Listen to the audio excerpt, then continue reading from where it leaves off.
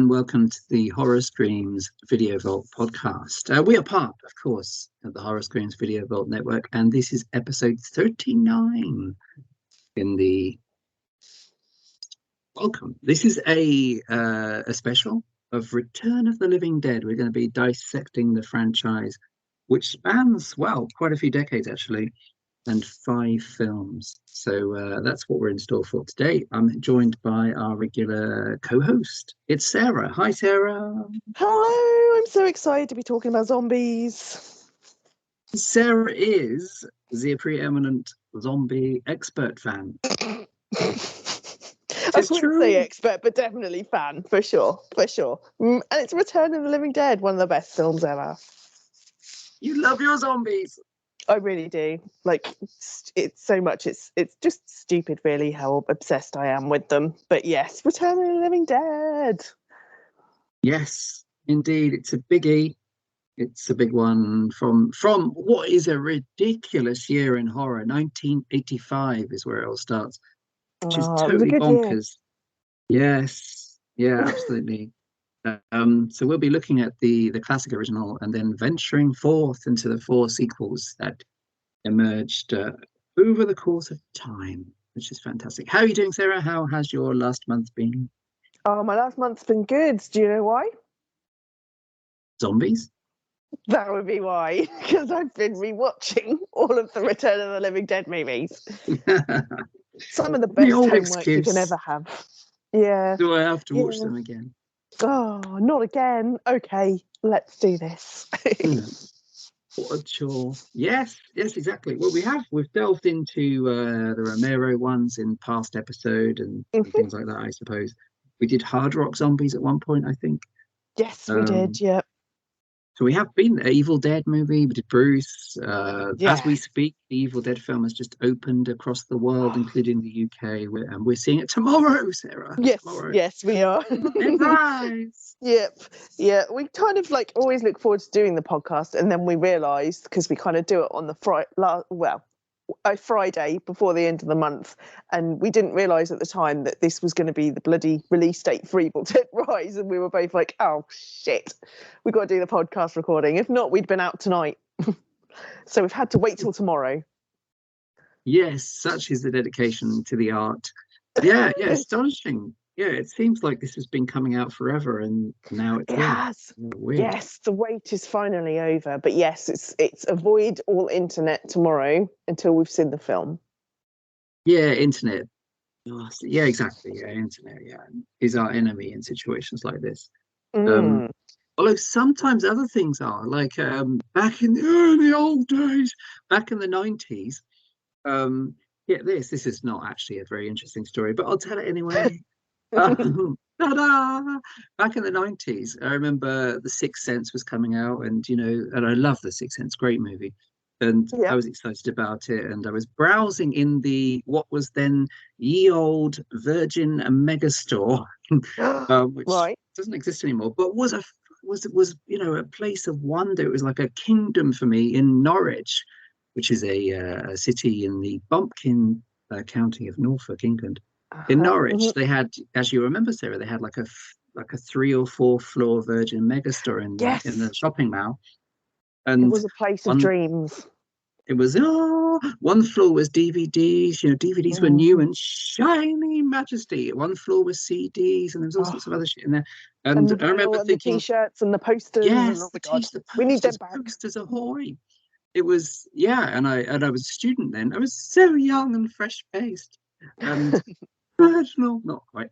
And there were, I'd spend all my student grant money because we had student grants there. There was no in the UK. There was no tuition fees, which then fleeced students and raped and pillaged them for cash. But back then, they were like, "Here's some money for you to spend on essential things."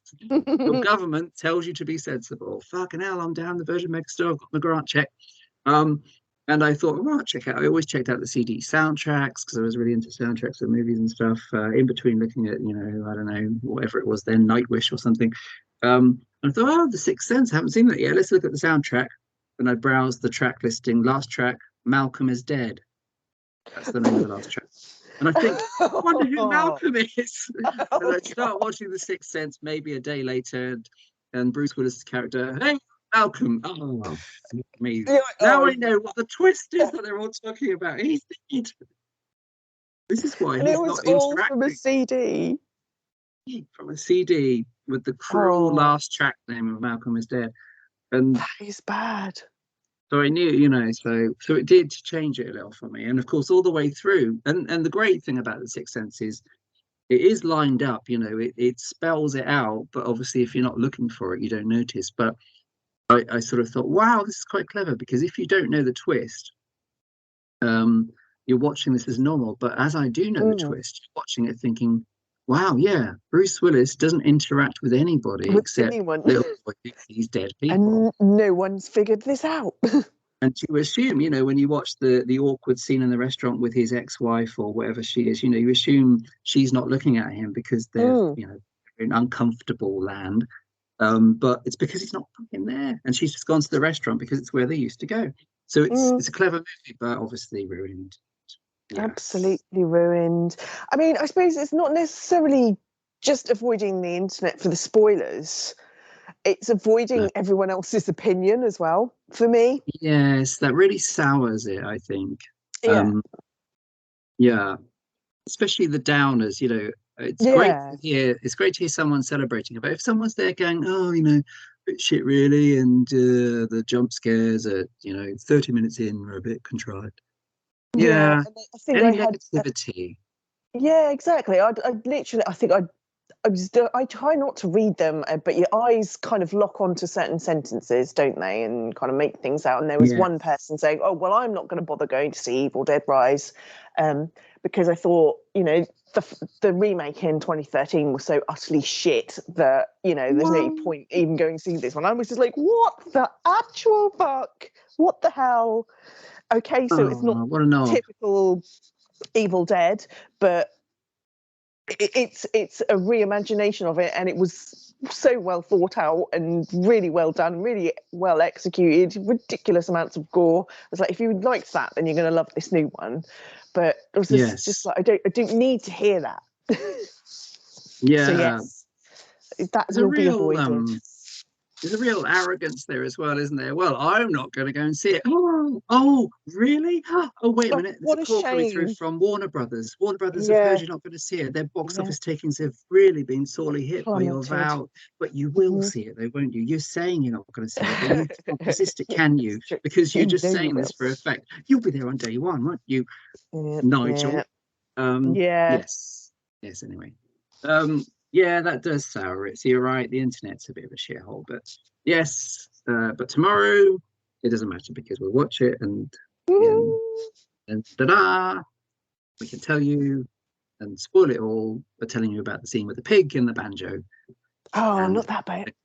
yes, and apparently a guest appearance by the woman that played Dot Cotton in EastEnders as well. Yes. She's in it Yeah.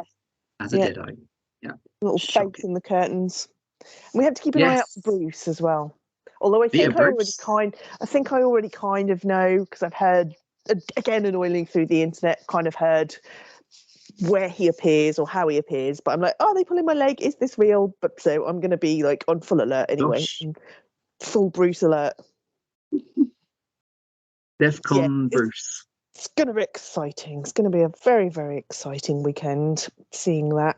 And I'm spending money this weekend because I've already spent money. But speaking of zombies and films such as Return of the Living Dead, as we are now going to be talking about, one of my favourite ever bands is a band called Senmore Paramedics, who kind of happened because of their love of Return of the Living Dead. A lot of Mm. their songs are themed. They take a lot of the lines. They use a lot of the quotes and stuff from the film that we're going to be talking about very shortly.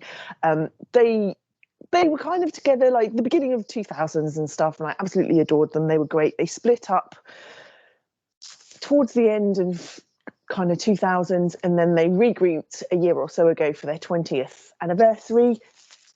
Surprised everyone by doing a few Gosh. shows, but they surprised everyone even more by recording an album, which only was released digitally. But today it has been announced that the pre-orders for the brand new shiny new the final feast on vinyl are now being taken. So I was on there as soon as I got home from work, ordering my vinyl copy of the final feast, and I cannot wait for that to arrive. So it's going to be a good weekend. Yeah, nice, man. Hey, because I've been thinking about this because I still got a bunch of thingies. But do you have like a turntable? Maybe a stupid question. Yes, of course I do. Yes. Okay, cool. Even if I didn't, I would still buy it. Yes. Just because it's so pretty, and I love physical copies of things. I still love CDs. I love cassette tapes, and I love a vinyl. I mean, I very rarely play my vinyl. I don't have a vast collection, but I've got a collection that I love, and I've got pretty much all of Samuel Paramedics albums on as many formats as I possibly can. And vinyl is the best because obviously it's the biggest representation of whatever the artwork is. You know, the 12-inch sleeves, gatefolds, all that wonderful stuff. Extra little like recordings. They're ever so good at doing their own kind of versions of like movie trailers and stuff like that. And they love to put like little secret tracks of little like apocalypse stories and stuff. And I know that there's some unreleased ones of them on this new vinyl that's just going to be great. That's cool, man. Yeah, the physical stuff, the novelty never wears off because you got it on your shelf. You know, there's nothing exciting about seeing, you know, stuff on your phone, tiny icon saying that so and so is on Netflix or whatever. You know, it's great, it's convenient, and I can watch that. But the physical stuff with the extra stuff, the artwork, and especially with vinyl. I've held on to. I had loads in the past, but I've held on to like maybe 24 really nice vinyl editions. But I just want to I need to get a nice turntable. I know there's loads of cheap ones you can get, but and there's also, of course, finding a space for it. Yes. So they're kind of just sitting there at the minute, but I have totally celebrated that throughout the years. Beautiful editions still coming out. Oh, absolutely. There's an amazing company. The name has completely slipped my brain now because I'm about to talk about it because I'm very good at forgetting things like that. But there's a great American company that do the soundtracks for movies and stuff on vinyl in these wonderful, bright, colourful cases and coloured vinyls. I think I saw one for the Evil Dead Rise soundtrack that will be coming out. So I was just like, oh, yum, so good. Yeah, well, the two I collected a bunch of Death Waltz records. I don't know if they're still around. I don't know. That's a good Waxwork question. is another one. Waxwork. That rings a bell. I think they're still around. But there's a few like that did amazing. There was a beautiful edition of the Saw movie soundtracks, which I never got, but maybe probably should have done. But yeah, I did get a few. The main thing I was doing was getting the John Carpenter ones, like you know, Halloween 3 and They Live and stuff, which were beautiful. The temptation is big. Oh, I'm glad you got the Samuel Paramedics thing. Is fantastic. Has to be done. It does indeed. We don't need to eat. You know, another month. Absolutely bread without the cheese. It's fine. It'll keep us going. Still nutrition. I can live from music. It's fine. Yeah. Musical is all I need. Music and films. Yeah. I'll be happy. I don't have to move. I won't use up much energy. It's fine. No, exactly. Yeah, and there's always something nice in a bin, isn't there? That you can always find something if you wander down the road to someone's bin. People throw out those kind of half-eaten chicken legs. There's some goodness in there, protein. We've all done it. We've all been there. Lick the salty leg of a stranger. That's always quite a good one, I think, to keep you going with energy. Oh, talking of salty legs, this episode of course we are celebrating the quadrilogy. Is not a fucking word. They always did it, didn't they? The box set started doing that. Well, now you can get the Alien quadrilogy. It's not a word. That's really not a word. Well, this isn't even quad, actually. I've got it totally wrong. This is a quintilogy. Sorry. Is it quin? And then it's sexology or septology for 7. I don't know anymore. But yeah, they made up shit. It's Return of the Living Dead, Sarah. Yes. And because I was excited, this isn't going the way many may fear. Um, I checked on the dates because I was thinking, Jesus Christ, fictional character, of course. Mhm, Wasn't 85 a great year? And I checked, and mhm. the kind of release strategy was this, which was in 85, Day of the Dead came out July 19th. I guess this is American releases.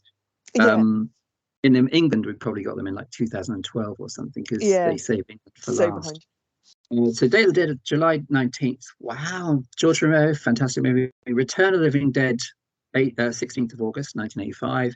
Mhm. Reanimator, 18th of October. So within the space It was a good year. It three was an months, you're amazing year. Day of the Jesus Dead, Christ. and It's like three of my Reanimator. favourite films. Yeah. They are all very special in their own ways. Like I think Day of the Dead is a we talked about it, it's a masterpiece. Reanimator Absolutely. is brilliant.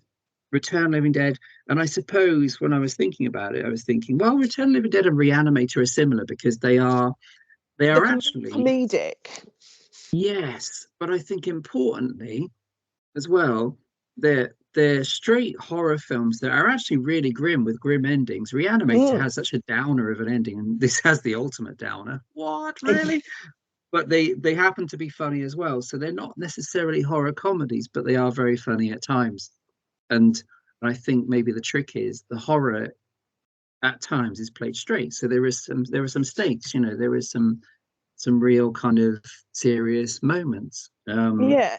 I suppose they're kind of slightly different as well because they kind of play, obviously they're both kind of zombie related, but they kind of play on different things. So with Reanimator and stuff, you've got Herbert West, who's your more kind of crazy mad scientist. Yeah, yeah. Yeah, totally. Whereas Return of the Living Dead is kind of a bunch of kind of bumbling buffoons that stumble upon this stuff and accidentally, cause an outbreak. Where you've got Yes. someone like Herbert West is consciously making an effort to do that, whereas Fred and Frank are not. Hmm. Yeah. Yeah. And Herbert West is a genuinely brilliant. I mean, we will do it, I'm sure, a Reanimator episode at some stage. But Oh, I Herbert hope West so. is a driven and quite disturbing character who doesn't give Yes. much of a monkeys about the damage he might cause. But you've got the sympathetic his friend Bruce Abbott in Reanimator, who also quite a hunk, I think, for horror. They both Um, are. Actually, yeah, Jeff. I They're do both. have a Oh, massive jeez, we'll crush on schedule the Jeffrey Combs. Reanimator. He's great. That's He's next a month, right? fantastic Yeah. actor.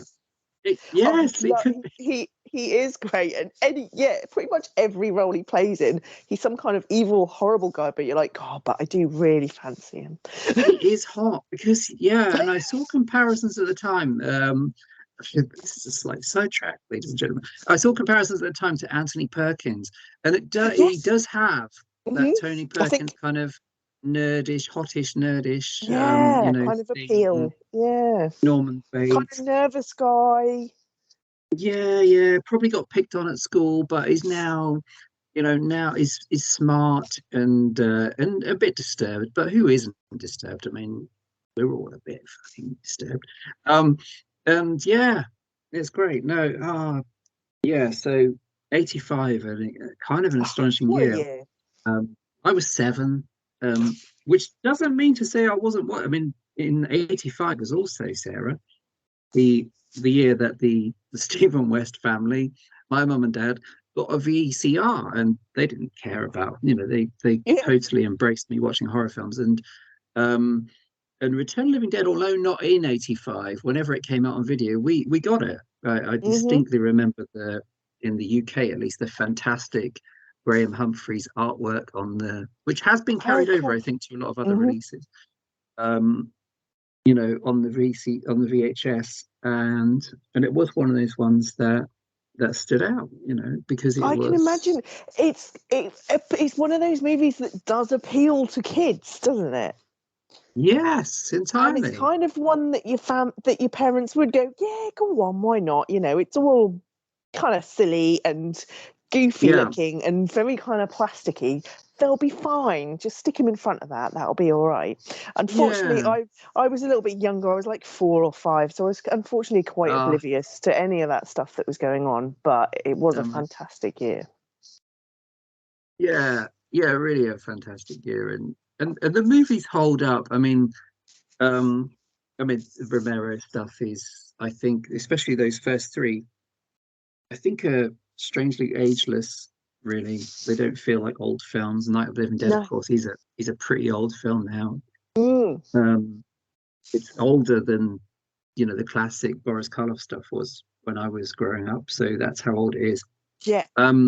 But it hasn't aged. It's still grim and it's still upsetting. And Dawn of the Dead is still hits hard. And I think this movie Return of the Living Dead is very 80s. Um, but it doesn't feel old. It still feels like I think because the soundtrack as well is still huge fun. Um, and everything about it is entertaining. So I think it's aged really well, actually. Absolutely. Yeah, I totally agree with you. I was going to kind of mention that when we kind of get onto like the dodgy sequels later on down the line. They seem to be Yeah. more dated than like the original feels. You know the original's 80s. Yes. You know, Yeah. the fashions and stuff, but it still kind of feels fresh. I Mm. don't know how, I don't know why, but yeah, compared to the sequels, the sequels done in like the 2000s, early 2000s, look horrendous now. Whereas Oh yeah. you still think when you watch the original Return of the Living Dead, it looks like you expect it to and you want it to, and it still feels kind of new for the time. And I love the Yeah. fact that it does kind of go back to Romero and kind of pays homage to him, because the whole premise of Return of the Living Dead was what happened at the end of Night of the Living Dead, Mm. Yeah. Yeah, which is entirely. Yeah. which is clever and great. They're kind of saying that these barrels that they've found from the army were from that time back in, was it 69? Yeah. Was Pittsburgh. yeah, They mentioned yeah, Pittsburgh, don't they? And late yes, 60s. and the house, Um, the incident or something like that. They said so. Frank and It's Frank, isn't it? Yeah, Frank and Bert have kind of got these barrels down in the basement of their medical facility place that they have, that kind of holds all sorts of weird and wonderful things that medical students would need. So you've got your like kind of instruments and skeletons and stuff, but then you have other really crazy stuff like dogs that are cut in half and put on stands and stuff so they can learn the dog anatomy and stuff, which you think is kind of cool. They've got a freezer full of dead people that people use for, I don't know, autopsies and training and that kind of a thing. But yeah, they've managed to hide these barrels down there, and a new guy starts called Freddie, who's Tom Matthews, who we love. We love Tom Matthews, but yes. both Yes. him and Frank are both kind of like bumbling kind of buffoons type thing, and Frank thinks it's really cool to show the new guy the barrels down in the basement and stuff, and tell him the story about what happened. He accidentally managed to knock the barrel. They gas themselves with the gas. The glass breaks. The zombie inside the barrel kind of reanimates and turns into Tarman, who's one of the most iconic zombies ever, compared to like Bub and stuff like that. Him, Bub, and Tarman. And I love the kind of visuals that they do for it. In even though it is in the 80s and stuff, you kind of see that they see that there's a human person, like really kind of deformed and rotting person in the barrel, but once they release the Mm. gas, like he just turns into this slimy mass, which looks brilliant. They still look really good, don't they? I like It that. is still, I yes. really like the idea that these ultra secure army containers or whatever they are, barrels, are simply quite easily disturbed by just a firm tap on the side. Just a knock. Yeah, I'll just give it a Oh little God, whack. There we go. So yeah, they kind of release the catchable. gas, and Tarman gets released, um, which then kind of like the gas kind of permeates throughout the building, which starts to bring the cadavers and stuff to life. The first thing that you notice that comes to life is that they hear a kind of scratching, and one of the half dogs has kind of come to life, and they're basically like bludgeoning his brains out on the floor and screaming. Oh, they're so over dramatic. He's great, isn't he? Is it John Karen? James Karen James Karen, that's it. Yeah, who's a great, really experienced. I guess they were quite lucky to get him because he was, a veteran actor. A few years earlier, he was the guy in Poltergeist that plays the corrupt kind of estate agent guy that says, or they find out that the problem of Poltergeist is that they moved the tombstones, but they didn't move the bodies in the yes, in the graveyard of what the house was built on. So yeah, James Karen.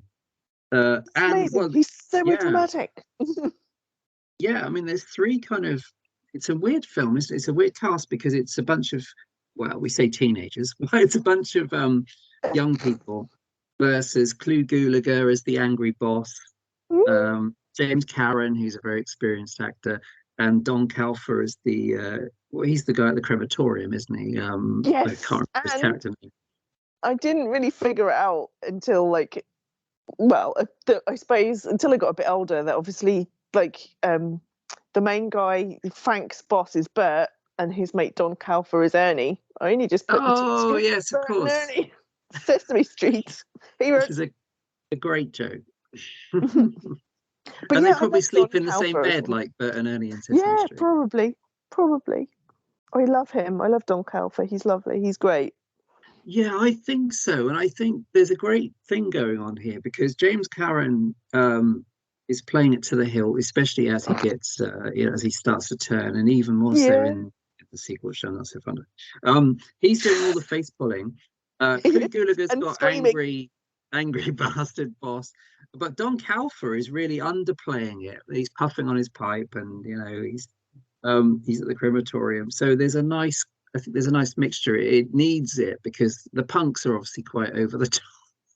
The punks or at least a couple of them are quite OTT, and James Karen's way over the edge.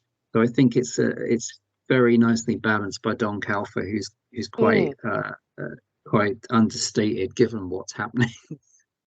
And the normal people, the so-called normal. So Tom Matthews is a bit straight, and his girlfriend is a bit of a square. Yeah. Whatever her They're name kind of is. hanging around with the punks. Tina. For some reason, what a strange comment. Why are they hanging around with them? What the hell? Who knows? It's a real strange bunch. That seem to be hanging out together. Linnea Quigley, of course, is an iconic presence in this film. As Trash, who spends almost the entire film naked, and likes death and has a weird fantasy about being ripped apart by old men. By old men, yeah. Which makes no sense, but she just gets horny at the graveyard, which I guess is what this is Dan O'Bannon who ended up directing this, and I guess it's his idea of what punks are like, it's kind of a strange kind of take on it, with her Trash being the way she is and Suicide being probably the most square one out of the lot of them. He's so angry. But he hates everyone else around him seeming to have fun and stuff as well. He just wants to be serious. Yes. Yeah, it's a weird. It's a big cast, really. So you only get, I suppose, a limited amount of time with them because it becomes mostly about Tom and James Karen, doesn't it? And things move so quickly. Everything seems to kind of the timeline kind of all seems to happen at once. Like once they've busted open the barrel and everything's come to life, they try and hide it by taking they chop the bodies up into little pieces and take the bits over to the crematorium. I don't think they see Tarman, do they, Frank and Freddie, rather. They don't see Tarman, they just see that the barrel's open. So they've just left the building, gone to take the corpses over to the crematorium to Ernie to ask if he could just burn them, which makes perfect sense, absolutely. One way to get rid of them, we'll stick it in a burner. That's fine. It won't have any repercussions at all. But unfortunately, when they do stick him in the crematorium, then puts the gas into the atmosphere. It instantly starts raining. They're conveniently right next to a graveyard where all the punks are kind of hanging out. All hell breaks loose, and we have this really cool scene of all like the zombies digging themselves up from the grave. It's all really great. It's all very like skeletal and gooey and mushy and very 80s practical effects, which is great. Yeah. And then in the meantime, everyone kind of like goes for refuge. So the punks go back to where Freddy works, back at the building, and that's where they then encounter Tarman, who says his iconic brains line, which basically just is the theme throughout the whole of the Return of the Living Dead movies, which I really love. And they do actually go for the brain, don't they? Suicide gets his head like bit open by Tarman. Yes, which cool. I think is, I mean, this movie is not as gory as Reanimator, or Day of the Dead. Day of the Dead, no. But I think maybe the brief shots you get of the brain eating is quite nasty and quite unpleasant. Maybe because they are quite brief and the movie generally isn't that bloody. I think maybe those moments stand out because we've known about this kind of zombie consumption thing from earlier movies, but this is the first time maybe you see them really obsessing about the brains thing. And I suppose it becomes a kind of acceptable thing in the Return of the Living Dead movies that the zombies can talk. Because in quite a lot of movies, no, zombies can't talk. Yeah. And I'm very much like that, they don't talk. Yeah. But apart from in Return of the Living Dead, because they do literally just scream for brains and that kind of thing, and they get quite clever about it. Once they're kind of hoarding in the car parks, the police are being called, so they're then feasting on the police. They then manage to call for more police and more ambulances, which quotes the best quote ever. After my favourite band, you have a zombie that's just eaten a paramedic. He hears a call over the radio and then asks them to send more paramedics. So that's where they got their name from. And it doesn't end there. But I could talk about that for ages, but it's probably quite boring. Yeah, no, that's quite cool because it's for the whole thing to keep going, that things had to be changed up. Like I remember being really impressed by a few years before by the Italian movie Burial Ground, where the zombies are using tools. They're not just flooring the way, but they're using scythes and things. And then with Day of the Dead coming out just before this, there was the sense of domesticating a zombie, listening to headphones and the idea that we can tame them. Yeah. So the next level is them talking, which, as you said, this series carries on. It's always got an edge to it, I think. I think there's something really unpleasant about Tarman and how slithery he is. And the way it's a great physical performance.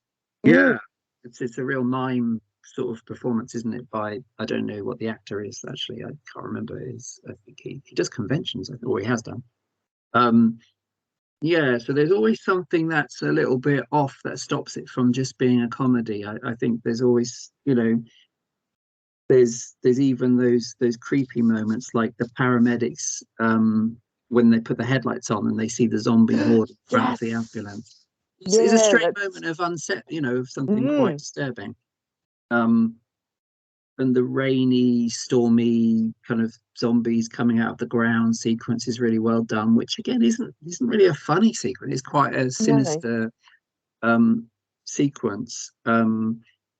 Even when Tom Matthews kind of is gone to the other side and he's foaming at the mouth, there's something quite disturbing about that, I think, because it feeds into things like, which is at the heart of zombie stuff sometimes, which is the kind of relationship to rabies, and infection movies or infection terrors, I guess.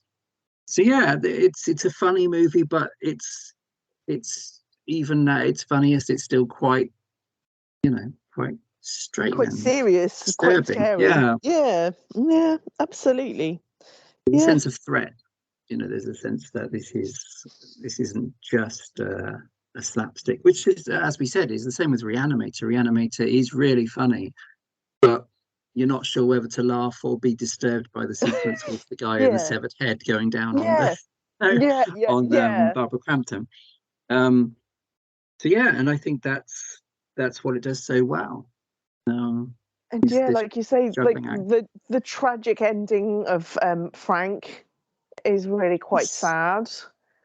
Yeah, that's not a And funny moment, is it? no, it's actually quite emotional. You actually like compared to all the other zombies that are literally out for brains. So they turn very slowly in comparison, obviously because they're not dead. The kind of gas is kind of getting to them, and it kind of turns them really, really slowly. So they start kind of getting rigor mortis, but they're still alive type thing, aren't they? They do manage to get some paramedics to come in to check them over, and they've got no pulse, no heartbeat or anything, but they're still talking and screaming in agony.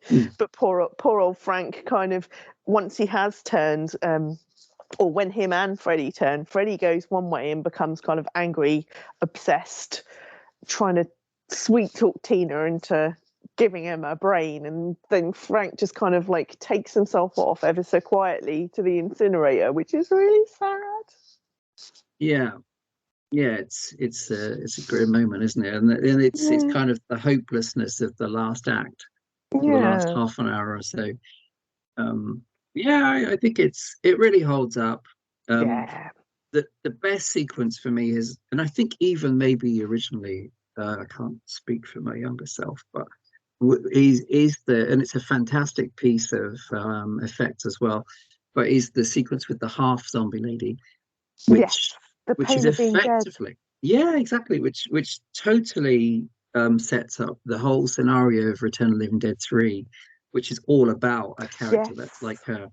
And it's one of the reasons I like that movie so much. But yeah, which is where you've got this remarkable bit of effects work going on with her, and that's where you think, well, yeah, this is a kind of a funny but serious movie. And she talks about Yeah.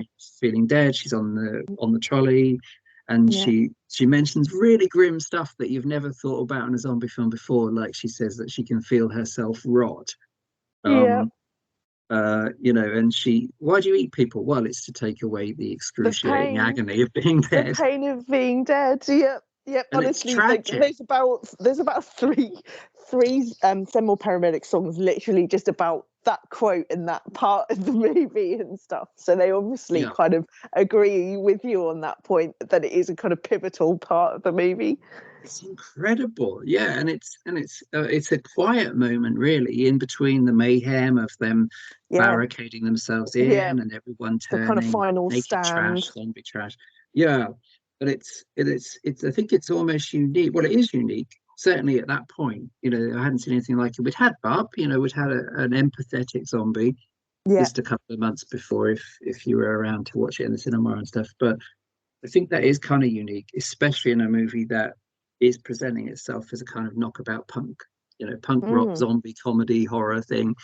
And it's brilliantly done, and it's again, it validates how important this kind of tangible practical effects stuff, because they could do that with CGI now, but it would be CGI, and there's a thing there, there's an actual physical thing there, however they're doing it.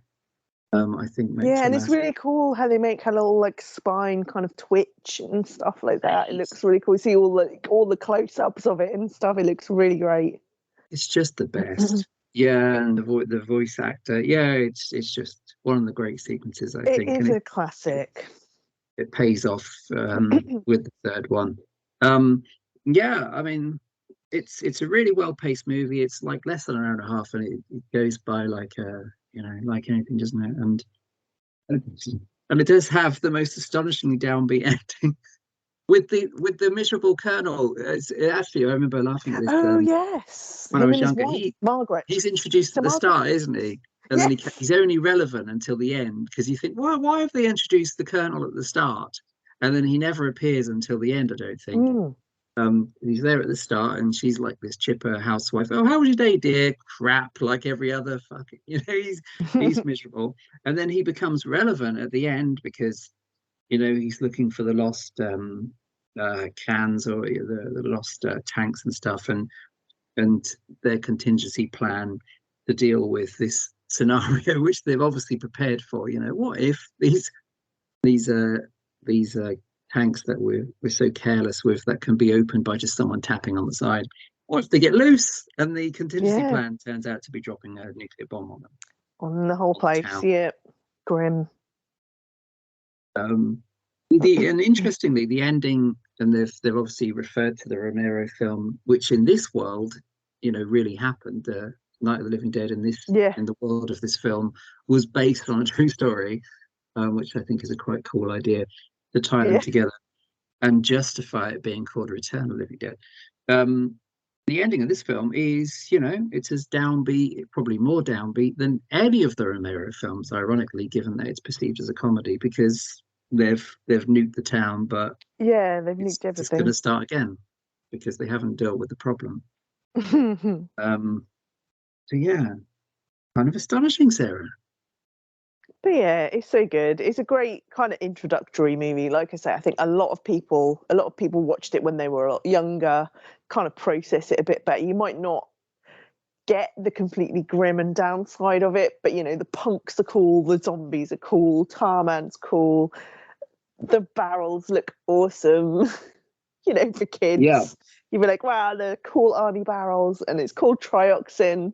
That's a cool word. The dogs.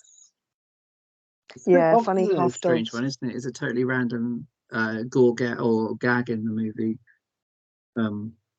which I think works well. The what is totally sorry? Bonkers. The split dogs. Oh yeah, absolutely. Cleverly done. I think that was a good introduction to the reanimated corpses. All of them, the first one you come across, it's a half dog. And also, it does, of course, with the screens, the stamps on the screen of time and date, and based on a true story, it does kind of fit into all of that stuff, and it became an endless thing in the 2000s, where all these horror movies started with ridiculous, usually total bullshit. The following film is based on true events.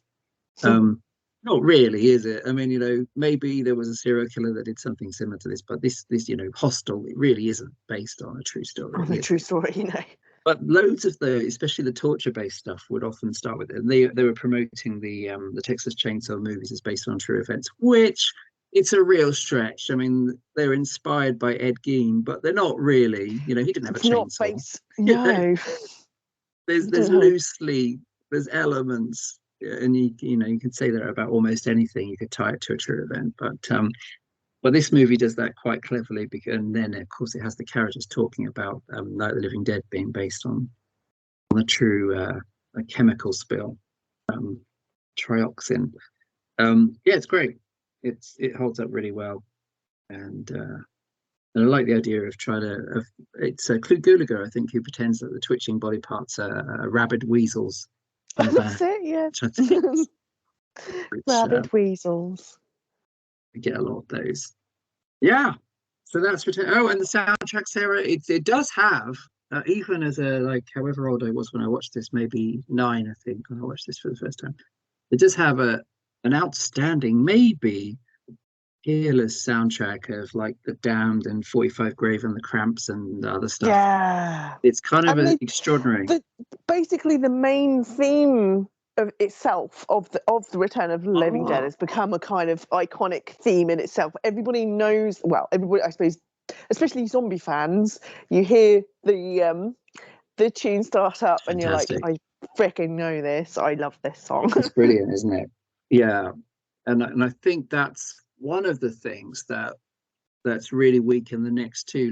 The score for 2 is really bad, and actually the score for part 3, which I really like part 3, but the score for that is really generic kind of noise. There's no invention to it. It's who'd you get for this? But the fantastic theme for this totally fits the movie, because it's kind of it's got menace to it, which the movie has a lot of, but it's also kind of jaunty at the same time. Yeah, it's got that 80s synth waves type thing. It's stabby. It's nothing like overly dramatic, but like you say, it's kind of haunting. It's kind of creepy. Playful. Yeah. I mean, they do yeah. try. They kind of carry it over a bit on part 2, don't they? I'm pretty sure the theme is a kind of take on the Similar. original. Yeah. But yes, a lot of bands have kind of covered the main theme. I say a lot. Obviously, some more paramedics have. They kind of sped it up and kind of managed to turn it into a really cool kind of like take on the theme and stuff, but kind of made it their own. Siblings of Sam Hain recently brought out a Trioxin EP, so they've kind of done their take on the theme as well, which is also pretty cool in a kind of horror punk style. Yeah. But yeah, it's cool. It's a good theme, and yeah, like you say, it's got the Cramps, it's got the Damned, 45 Graves. I mean, Party Time has been covered by some more paramedics and stuff as well. There's a great song. Yeah, it's a fantastic soundtrack. It's and that's another part of its kind of iconic status in that period, because it's so 85. It's such a product of its time, but weirdly, it still holds up for sure. Yeah, it certainly does. Marvelous. So, I don't want to think about how old it is. Let me just work it out. 85. Oh God. Yeah, no, we don't. No, that sucks. That sucks donkey dick, doesn't it? Anyway, it's just a fresh movie. We're all very young. 1988, Return of the Living Dead Part 2. This is an interesting one. Written and directed by Ken. I'm not quite sure how to say it, but it's quite a funny name. Wiederhorn or Wiederhorn. Something like that. Ken Wiederhorn, who actually is an interesting guy. I mean, he directed some good movies before this. Shockwaves, I think, is a zombie movie. Yes. Nazi zombie movie. Something. Yep. It's quite eerie. The zombies coming out of the sea is a memorable image. It's quite slow, but quite serious. I quite like that. He directed Eyes of a Stranger as well, which is a really good and quite also underrated, I think, like Shockwaves, maybe sort of slasher movie with Jennifer Jason Leigh as a blind teenager and this kind of sleazebag killer on the loose, which I quite like, and very serious and quite sleazy. And he directed this. I was reading a little bit earlier. I was kind of looking back at old stuff and things and bits and pieces. And it seems like, from the sounds of it, from his point of view, he was hired to make a zombie comedy, totally a comedy. And then it evolved into the fact that producers or whoever wanted it to be not just a zombie comedy, but they wanted it to be a Return of the Living Dead sequel that he somewhat reluctantly tied into Return of the Living Dead. So he was originally on board to make it just a zombie comedy rather than a Return of the Living Dead movie. Okay. And which kind of makes sense when you watch it, and it became this thing of the two, including the return of the two main actors from the first one playing different characters that weirdly seem to remember their past selves at different points. Didn't we do this before? What? Yeah. It's brilliant. I know you're not a massive fan of this one, are you? But I actually do really like it. I don't like it as much as the first one, but I kind of see, now you've kind of said that bit about the director and stuff. It's kind of like he did go for the comedy element more than the horror element, for sure. It's kind of, it to me reminds me of a kind of version of the Goonies with the zombies. Yeah, I feel that's the quick way of describing part 2. Yeah, and it does fit in. I mean, I do. The thing is, I almost feel quite guilty actually, but yeah, I do find this really annoying actually, and I've tried. I mean, I watched it last night, and I checked back on some old notes, and I'd watched it a few years ago and decided I didn't like it a few years ago, and I genuinely made an effort this afternoon. I ran out of time sadly, and I think I know where it is, but I tried to find out in 1989-ish. I typed up on my old, this is very boring, sorry everyone. I typed up on my old manual typewriter what I imaginatively called horror book, which was like 11-year-old me typing up a bunch of reviews of horror stuff I'd watched. And I'm pretty sure that in 1989, although I couldn't find, I will find it, but I'm pretty sure that I loved this in 1989. Yes, I I knew gave it. everything. The hilarious thing is, I didn't have on my typewriter. I didn't have a star key or anything. So I used, what do you call the app? Do you just call that an app? The app symbol, the A Yeah, and a yeah. circle. So I just used the app for star rating, and I've got this quite vivid memory of giving it like 5 apps out of 5. Um, Yes. and I really wanted to find it because I felt guilty about really disliking it now, but I will find it. But it does fit into that. There's a whole thing going on in the 80s with, yeah, the Goonies very much so, but also a bunch of horror movies, especially Joe Dante stuff, that had kids as the main characters, like the Monster Squad, Escape. Yes. Stand By Me is a kind of side one because it's Stephen King, but it's not really horror, but it's still kids, Yeah. get involved in dark shit. Friday the 13th Part 4 with little Corey Feldman as Tommy Jarvis before he ironically grows up to be Tom Matthews in number 6. Yep. Lady in White is another one where it's Lucas Haas he sees a ghost, and Spielberg stuff with Poltergeist and the less horror stuff. So yeah, there was a sense of kids getting involved in sinister stuff. Well, actually, the Goonies is part of that as well, isn't it? Kids getting Yeah. involved in sinister stuff. And this one, was an R rating. Actually, hilariously, it was an 18 originally when it came out in the UK. It's a Really? 15 now. But yeah, like the original, it was, and actually the original's been downgraded. The original's a 15 on Blu-ray, but it used to be an 18 for sure in the back of the day. So, but it really is, there's nothing worse. It's Goosebumps at worst. It's just a bit Yeah, of absolutely. mild gore, Yeah. Yeah. but I mean, it's a they do kids still kind return. of like, yeah, which is weird. The reason why I'd like it, because I absolutely hate kids. And to be fair, the little kid in this is quite annoying, but luckily Oh, there's like other characters in there to kind of like level it out a little bit. But yeah. yeah, it is hilarious. Take us through it, Sarah, please, for the love of God. Oh, well, it starts off as you just know it's going to be silly and ridiculous because it basically starts off with a bunch of army vans driving through a town. And they've got the barrels, they've got the 245 trucks, and on the back of the trucks, as they're bouncing along, you keep getting shots from the driver who was smoking a spliff for starters. So an army dude driving along, smoking a spliff, passing it along to his mates, not really paying attention. Oh dear, we kind of hit a bump, and 2 of the barrels like jump off and go into a river, end up in a kind of like, I don't know, what is it, like a storm drain or something, massive like tunnel thing in a village. Little kid is getting bullied by a couple of older kids that live on the same street as him. They, for some reason, they go hanging around the storm drain. I can't remember why. I only watched this like not all that long ago, but that part's gone out of my head. But they find the barrel in the drain. Once again, it's got a keypad on it, which is broken, and they manage to figure out the code for the keypad. And releasing the gas, the two bullies get gassed, but the little kid, I think he kind of manages to escape, or he runs away before that happens, doesn't he? Yes. And then he goes back to his home, so he lives there. I mean, you don't see the parents. The parents are kind of non-existent. They're out doing something, but he's there with his older sister. And this like makes it so 80s because you kind of see her dancing around in front of the telly in front of an old like Keep Fit like video and stuff, but aerobics type thing They were the in rage. a lycra and leg warmers and stuff. Yeah, everyone was doing it then.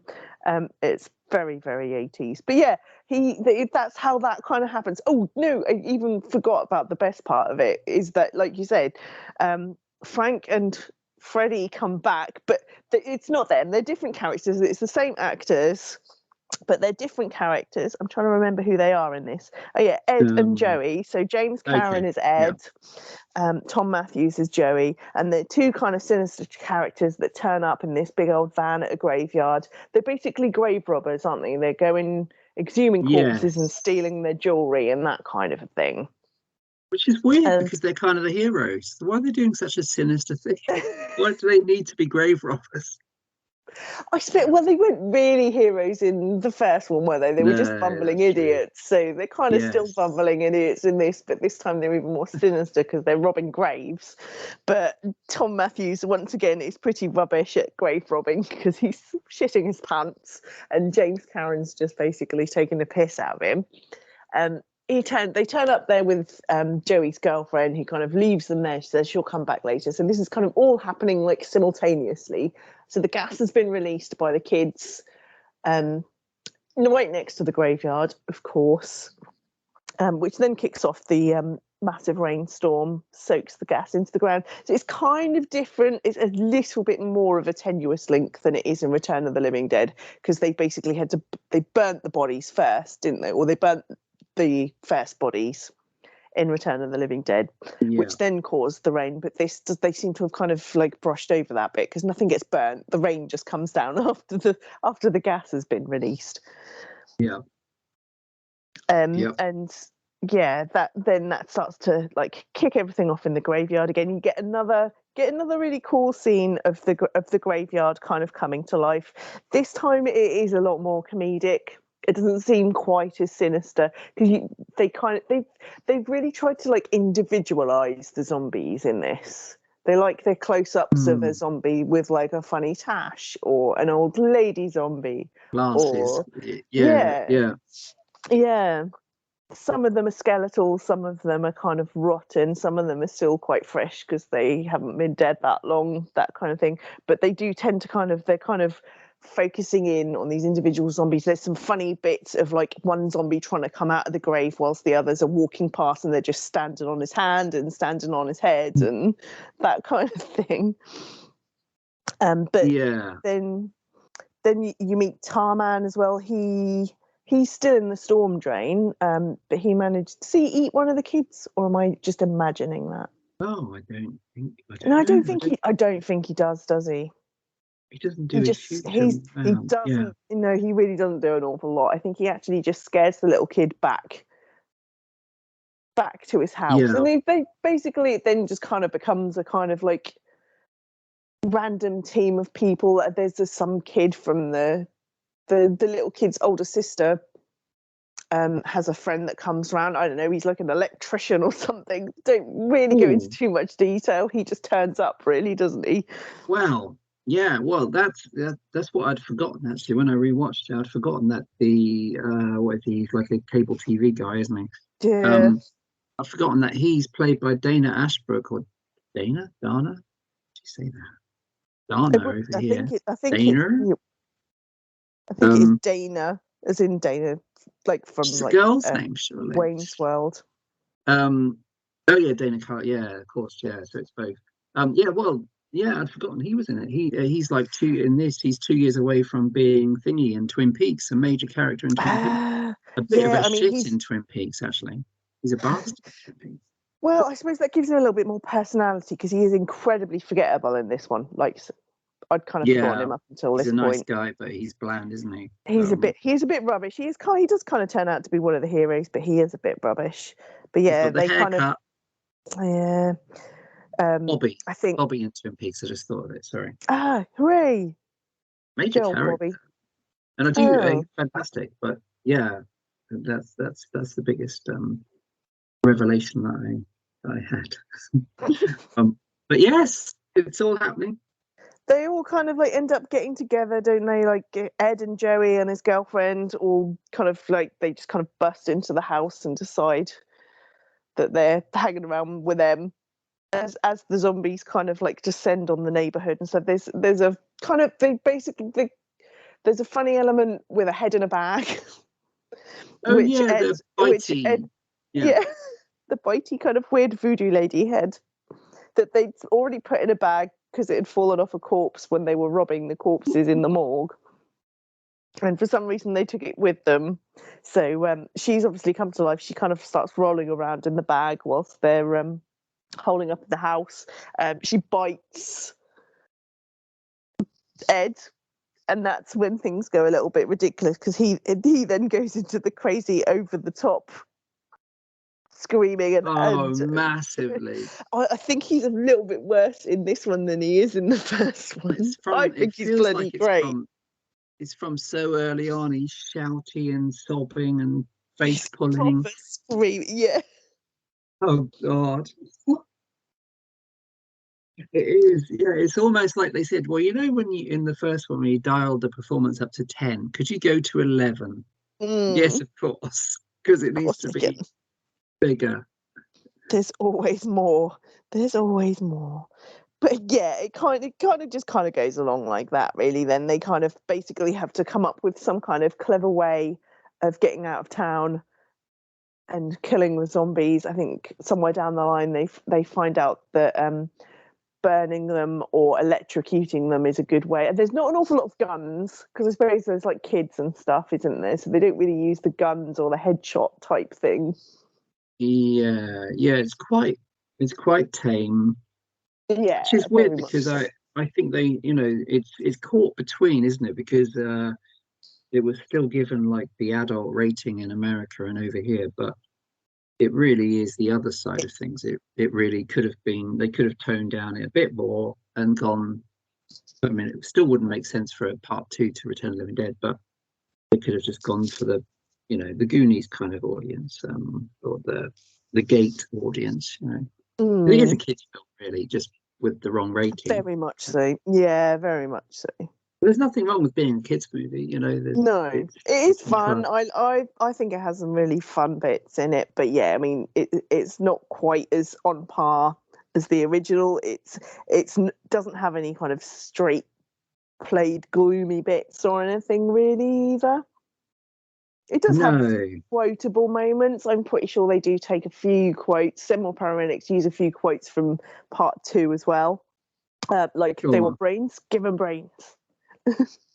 Yeah, and what's because there's the guy that the old is it the doc it's the doctor, isn't it, that comes in? Yes. He's kind of the substitute for the other senior character, like maybe the Don Calfer type character, who's Yes. which I thought I thought, oh, maybe this is a good, but he wasn't really as good as any of the older guys in the first one. That could have been a nice source for some Yeah, it kind comedy. of seems to me that he was trying to be a little bit like, I don't know, like Naked Gun, like Leslie Nielsen type thing, Hmm. trying to bring that kind of humor Yeah. of like airplane and stuff, because he's like Yeah. drinking and Deadpan. he Yeah. he prefers his car to people, that kind of a thing. Yeah. Yeah. It's a strange one. It is a strange one. It is fun. It's campy and it's silly. And there's a big, like, huge thing at the end where they round all the zombies up and try and kind of like mass execute them. And then there's like a whole Michael Jackson vibe, and then the Michael Uh, Jackson zombie turns up, and which is a very 1988 joke. yeah, It's well, very I much get it. so. I get it. That's it's of its time. I It's suppose still that fun. whole sequence is not something I've seen before. The mass electrocution of the zombies. I don't think I've seen. No, I've not seen that again. I don't think that must be unique. No. Yeah. And the fact that Um, they go to an abattoir and get a load of like cow's brains or something, and there's still a lot of that going on. The zombies are still very much in keeping with the original. They're shouting brains, they're biting people's heads, and that kind of a thing. yeah, did I make it up, or there is at least one which is you can see the worms poking out, right? Like these Yeah, little they animatronic worms yes, from a yes, head, yes. hmm which Yeah, is it not kind of something you see much of. no, definitely not. It's kind of like a bit of a kind of Italian Fulci play on it type thing. Yes. Yeah, that's what I love. And Fulci and Burial Ground, I think, does something similar where you get the detailed version of the fact that they're rotting. So, you get Mhm. more of that kind of. It's interesting.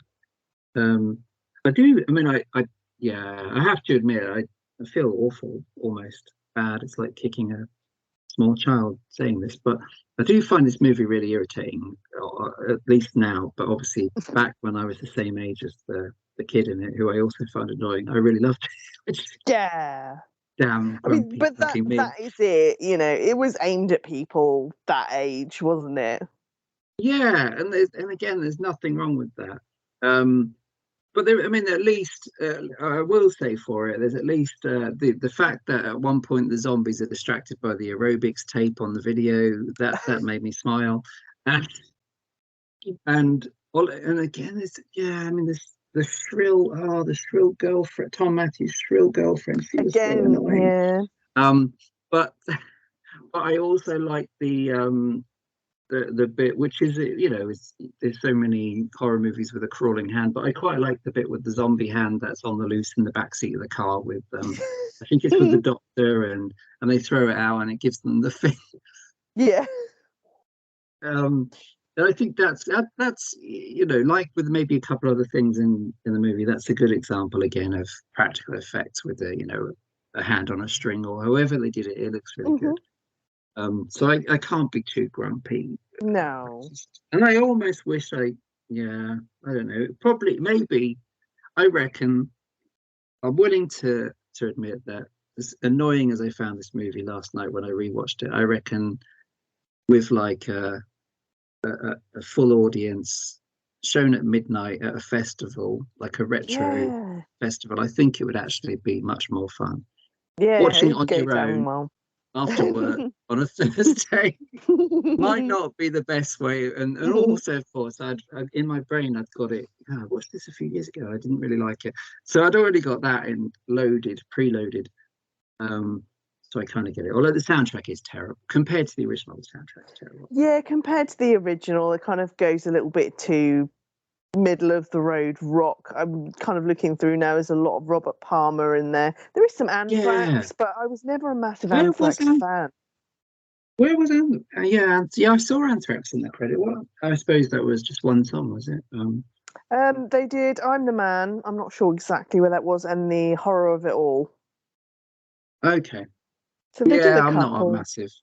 I'm not a Wasn't no. I Julian never. Cope on there somewhere? Yes. Yeah. Okay, again, that's a strange choice. Yeah. No. Not as great as the kind of more punky feel Wow. to the first one. Yeah, 45 great. Yeah, yeah, that's it, isn't it? That's a hard act to follow. But then again, I'm guessing they had less money. I'm guessing I don't know how much Robert Palmer was in 1980. But I'm guessing Mm. they were probably restricted. Sequels tend to, strange as it seems, tend to have small, well, even part three is even smaller budget, I think, but they tend to have less money to play with, just to cash in and, whack it out there, as it were. Um, yeah, it's I don't know. Did they have to bring back? I mean, well, that's the thing. I think the thing that bugs me is that James Karen and Tom Matthews are back only because they were like, well, what do people like about the first one? Let's bring them back as two similar yet different characters. Because it's just a bit. I find that really grating. Oh God, Really, should have same I shit. don't. I think it's probably just because I love them both. I was just so glad. I was, they haven't They're killed. They back. killed them off, but they haven't killed them off. And yeah, the They fact that even, they do make reference that they've been there before. I thought it was just brilliant. I was like, I love that. That's my favourite. It's which is genius. like which is like in Die Hard 2 when he said, how come the same shit happens to the same guy twice? But in that Yeah, case, at least he was playing the same character. In this the case, it's same character, two different completely ones. I mean, you've got it's kind of ballsy move, really, isn't it? If you're gonna do that. I so wanted them to come back in the different. rest of them. We're back. What the fuck? It's Jeff and Jefferson. Yeah. We happen to be passing by this town as a zombie outbreak occurred.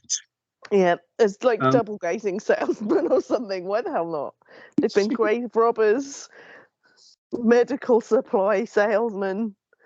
Now they're double yeah, glazing salesmen. No, I thought it was great. I loved it.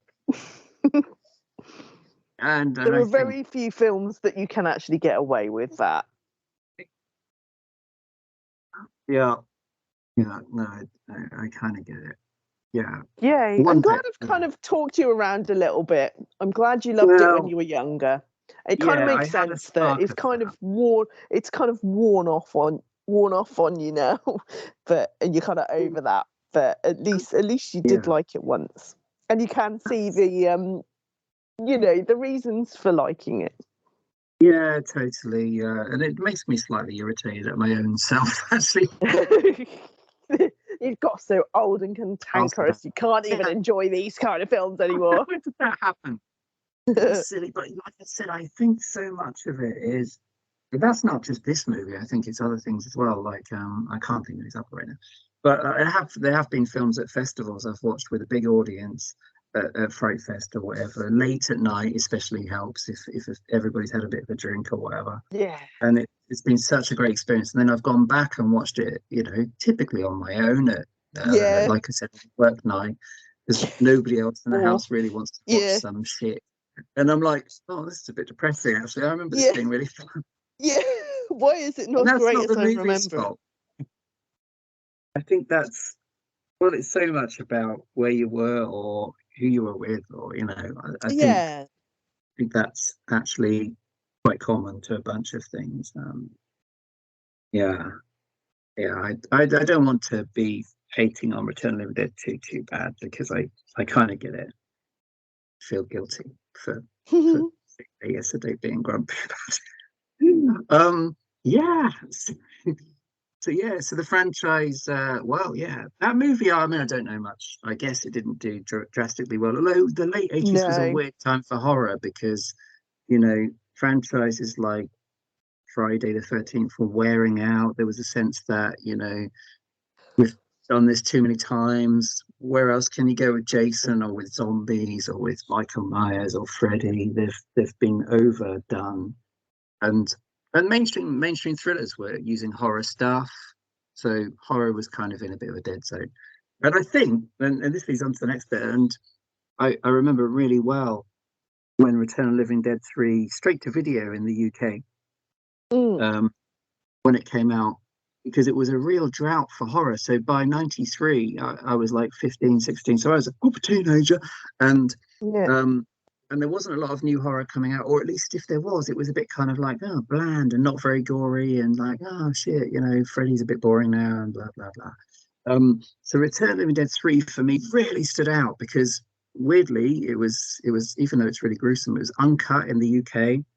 In fact, I have a memory that the video over here was the uncut version, and in America they had a kind of censored version initially, at least. And it was proper kind of serious as well. It was Return of the Living Dead 3, but it's a serious movie. They've gone in a different direction with it. But and admittedly, I really, really fancied the dead girl in it. Not because she's dead. I'm not a necrophiliac. Um, and so it all fit together for me as a 15-year-old horror fan. I thought this is fantastic. And I still really like it. I have watched it a few times. And I think when you watch these together, I think it's totally the right decision at this stage in the series of these movies to go serious with it. Because where else can you go? Could you, apart from bringing back James Karen and Tom Matthews? Tom Matthews Oh, again. we're just shopkeepers. There's a zombie outbreak in our shop. Um, you know, I think that's the only decision. And it's got a proper director, Brian Usner. Yes. Great. Well, great, maybe overstating it, but he did Society, which is one of the maddest American horror films of the kind of late 80s, 90s. He did the sequels to Reanimator, which actually I quite like. Mm-hmm. Mm-hmm. And a bunch of other stuff. He's always been there. He was, I think, a producer on the original Reanimator, so he's a horror guy, and I think it really shows. I think this is a proper. I mean, there are some things that aren't so hot about Return of the Living Dead 3. I think particularly maybe the stereotypes of the Latino gangbangers and the Riverman. Oh my God, yeah, Riverman. What the hell? Where did he come from? And as we said, the kind of generic score, which sounds like someone's just leaned on a keyboard or something. There's so much good about Return of the Dead 3 that I'm willing to say it's definitely the best of the sequels by about a way. And I just think as a standalone, I don't think it necessarily even has to be thought of as a return movie because it feels more like a kind of its own thing. Yeah, that's true. Yep, I'm with you on that. And the connections are kind of tenuous, aren't they? Really, it's about a zombie. It mentions trioxin. Yeah, they found the trioxin barrels. The trioxin barrels have been contained, but now they're kind of being experimented on to create super soldiers. Yeah, because thingy, Based at an army yeah, base. yeah, because it's Watson. It's What's the Sarah name thing? Douglas from Superman 2. Um, Yes. the British actress who actually is a good sport. She's in a lot of these things, and she's the kind of government person, isn't she? That talks about it being a weapon of the future or whatever. Hmm. Um, and she's well cast. Superman 2. I actually really like Superman 2. It's a bit tragic actually, Yeah. because Terence Stamp as General Zod. Come to me, Yes. Superman, if you dare. Yeah, I like the old I school love Superman Christopher. movies. I'm still sad about Christopher Reeve. Yeah. Life's so Damn unfair. horses. And do you know what? Oh god, this is such a tangent. But yeah, the Superman films. I watched those when at my old house we ran out of oil, and in the coldest week I've ever known as a human being, and I looked after the house to kind of keep it warm with plug-in heaters, and to cheer myself up, I watched all of the Christopher Reeve Superman movies in a row while wearing about 6 layers. Um, in a freezing room where I could see my own breath as I tried to heat it, Hmm. plug-in heater. And I remember thinking, this is really lovely. I'm really enjoying these films, and I've forgotten how fucking cold I am. Um, and then the new stuff, the Man of Steel with what's his face, Henry something, Oh God, the no, we don't go. We don't the talk most about recent Henry stuff. Cavill. This Cavill, Superman. Oh, everything's grey. Everything looks a bit kind of weird and murky and green and grey, and everything's serious. Yeah, and So, depressing and serious and talking in weird, stupid voices and uh, here's 1 hour of CGI things. I just don't understand. The Christopher Reeve, a proper movie star, man. yeah. This thing's fun. And Margot Kidder is the best ever Lois Lane. Oh, yeah. What? Yeah. So yeah, part three, Sarah. How'd you Yeah. do? How'd you do with this one? Yeah, I mean, I agree with you in ways that, it's cleverer, it's more horror based. I kind of quite like the way they've taken it. But I do have a few things like when I first saw it, I was like, yeah, this is really cool. It's a proper standout. Rewatching it again recently, I think it's been a good 2 or 3 years since I last watched it. On my rewatch for the podcast, like this time around, I was like, there's something lacking. The acting really isn't very good. uh, I have to say. I mean, to be fair, it's mostly from like the soldiers. The Oh, colonel and the relationship between the colonel and his son is a bit weird. The guy that plays the son, is it Kurt? That's his name, his character name. Um, hmm. J. Trevor Edmund. I don't like Yes. him. Floppy and Oh, I weird quite and a bit like him. pathetic. No, I love Mindy, or Oh, Julie as it Mindy. is. She was Oh, she's fantastic. Mindy to She was me. probably like the only kind of thing that made it. But I do love the special effects, the Oh, practical yeah, effects and stuff. The outstanding. Tarman in this one is fantastic. I love Yeah. how the fact that his like face is melded to his shoulder and he's just crawling around on the floor. Once they've kind of um, Kurt and Julie have discovered him and accidentally let him out, the way he kind of crawls across the floor and then stands up, and then when he tilts his head and like rips half his face off, that's absolutely Mm, brilliant. I'm like, yeah, that's so cool. yeah. I love how they went to town on the zombies for this. It's kind of like they kind of did a bit of a part two because they like to try and individualize them and focus Yeah. on certain ones, but they made them look so much more gory and gruesome. And there is like one of my favorite zombies from the whole of the franchise is the Latino guy, the big Latino guy, who's Mm, kind of he gets zombified as they're kind of like trying to pull his head off. So his head's like his spine's sticking out and his head's kind of on a stalk, and then he's shouting brains and stuff through a hole in the wall. It's really great. He looks fantastic. mm, But yeah. it's a little bit slow in places. It's a little bit silly. And yeah, the acting's not great. Oh man. Well, no, Sorry. I know it's not perfect. It's not I think it's perfect. I really like it though. I think yeah. Well, it's outstanding. Yeah, the effects. I mean, this is '93, so Yes. this is a kind of. I always like this. I quite like the early '90s stuff or the late '80s Yeah. because it's that period where CGI existed and you would see it in the big movies like Terminator 2, but it hadn't yet replaced gore and practical stuff in low budget Hmm. stuff. So you'd get things like Nightbreed, the Clive Barker thing, and Reanimator 2 and things like that, Yeah. which were Dead entirely practical. Alive.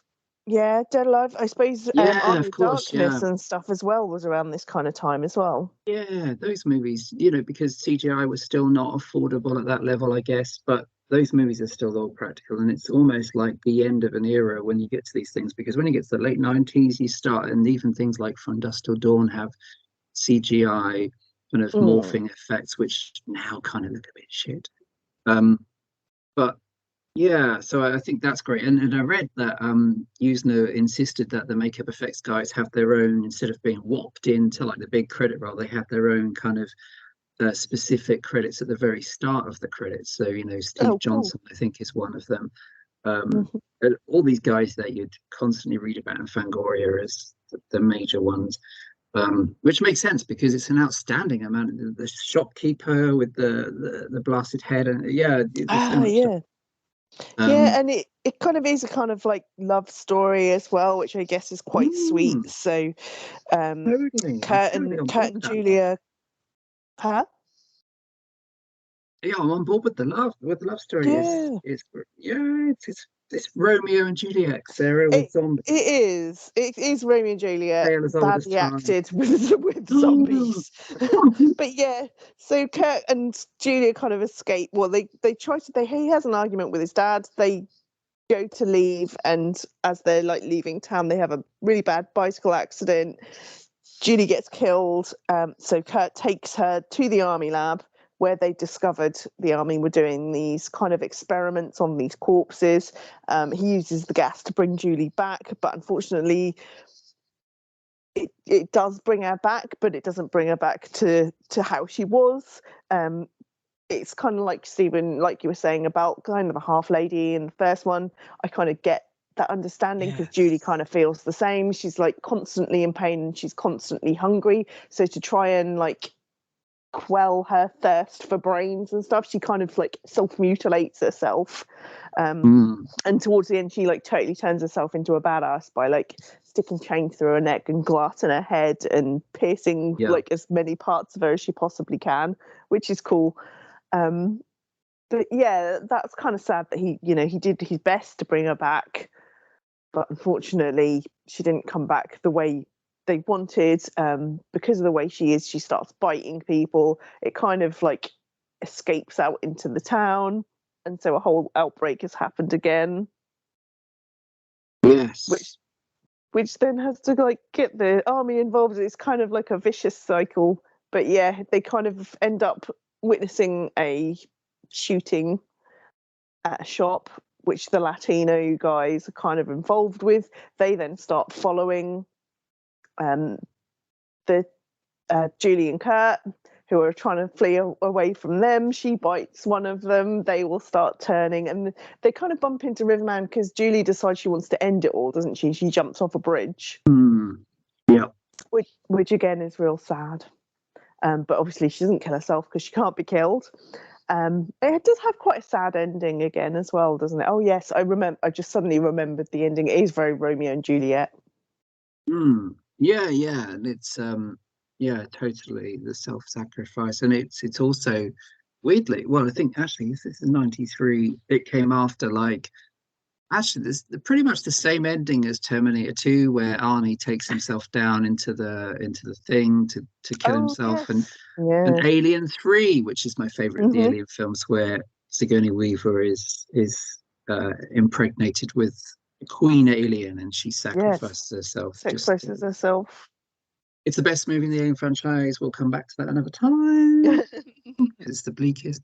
No, yeah, I think, yeah, it's tragic. I think it's outstanding. I think she's great. I think Mindy Clark is fantastic. Yeah. She, I read that she came to this from, it's in the extras actually on the disc.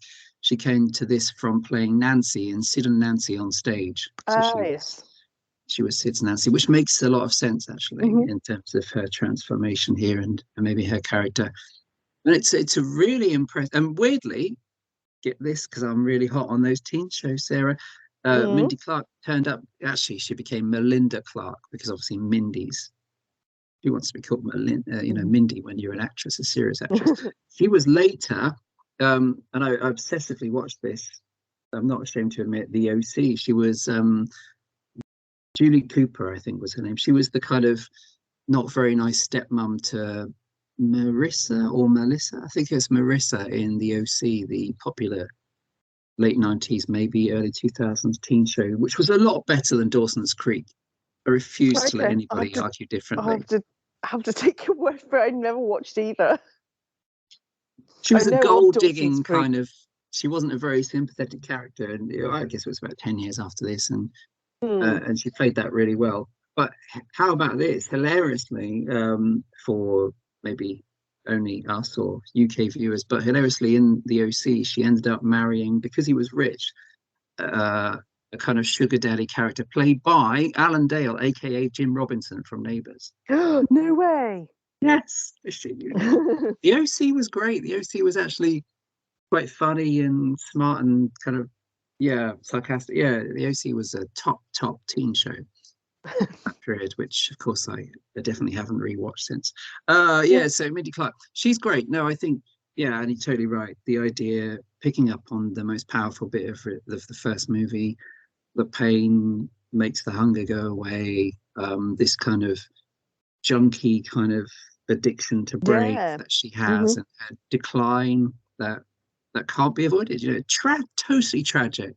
And her love for who I actually I think he's quite likable. I quite like old what's his face Jay as I call him, Trevor, to his friend Trev JT. Good old JT. What, JT, how's it going, mate? But mostly I think it's her show. I think she does make it for sure. Totally.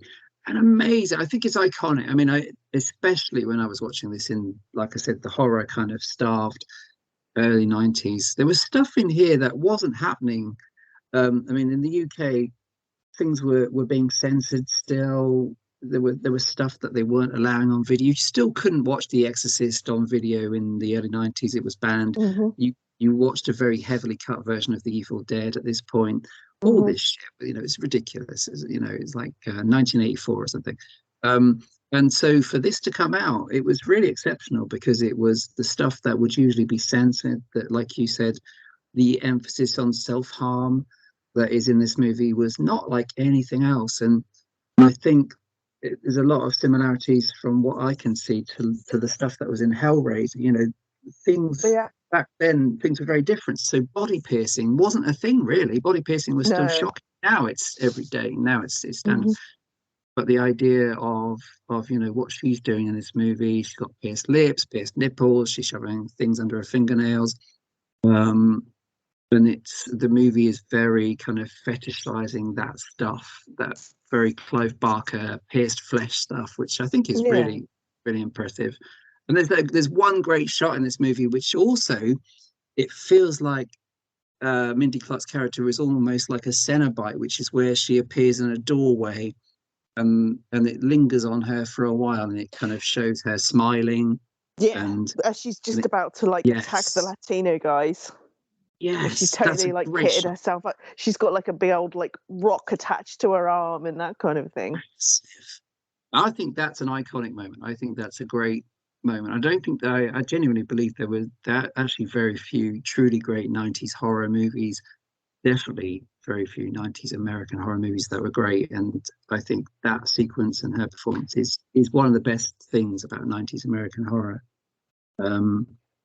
Even if the rest of the movie, maybe it's not a classic, but I think I think those moments are fantastic. I always forgot about the zombie in the mankini as well. Oh yes, I think I know what you mean. the beginning, kind of at the start when they first try and like reanimate a corpse with the gas and stuff, is just this kind of old dude, and he's just wearing this kind of mankini just to kind of cover his dignity as they reanimate him, and then he goes around and bites everyone. Yes, it's the way it's happening.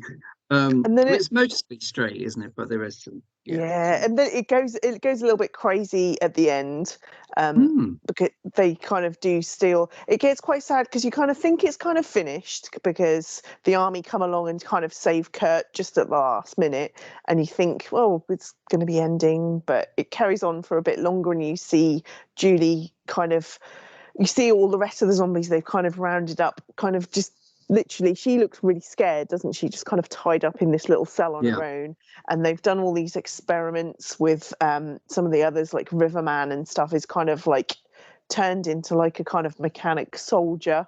He's got all these kind of like braces on him and stuff, which kind of sets things up for 4. But you kind of see what the army are trying to do and experiment on these super soldiers, and Kurt then kind of decides that he can't deal with it. He can't see her like that, so he has to try and bust her out again. Yeah, no, it's a total downer. Lots of ups and downs, mostly downs. Yeah, which I like. Is committed to being serious, which is it's a real. I mean, especially following part 2 of this series. I mean, it doesn't belong in this series really. It's. I think this is really a standalone movie that has got trioxin thrown in. And I'm sure that's how Brian Usner approached it, which was, oh shit, we've got to have brain eating and trioxin in there somewhere. Yeah. Otherwise, I think we can do what we like. Yeah, I think that's it, because it was only ever going to be pretty much straight to video as it was in those days. And especially given that, it's an impressive thing. And I suppose, although Bub was around in the 85, I suppose this one especially led the way to lots of other movies in which the main character was a kind of tragic zombie figure, like I Zombie is the British one, or Fido, I suppose, and a bunch of movies where zombies were humanized and often in a tragic kind of Harold's going stiff. Oh, there's so many, isn't there? Where there is, side to things, and Mindy with her things and stuff, and yeah, it's really good. And it's kind of like you say, kind of then set things up to go in a certain direction, because Rec kind of did the same thing, didn't they? Yeah, of course, yeah. I think that's the only one that's managed to do a similar thing to the Return of the Living Dead, but I'm guessing they probably kind of looked at those movies in that kind of light. You've got 2 similar ones, or 2 that follow one from another. How can we kind of make the third one different but the same? And they did kind of go along the same lines with the Rec idea. Yeah, that's true, actually. Yeah. I always think Rec 3 might be the best one. It is, I agree. I think we've done the Rec movies. We do love Rec. Rec Genesis is the best. Yeah, it's great. I still out of the 3 Return of the Living Dead movies that we've just spoken about, I still say the first one's the best one. Yeah, it's probably the one that's genuinely very good all the way through, without any sort of lulls or I guess that's the case, isn't it? And if I was to rank the 3, I would put them in the order that they came out in. Oh, say what? Yeah, I would. Sorry, I'm losing you. You're breaking up. 3 was my favorite. Yeah. I've gone around in circles with 3 being my favorite of the 3. But 2 has to be.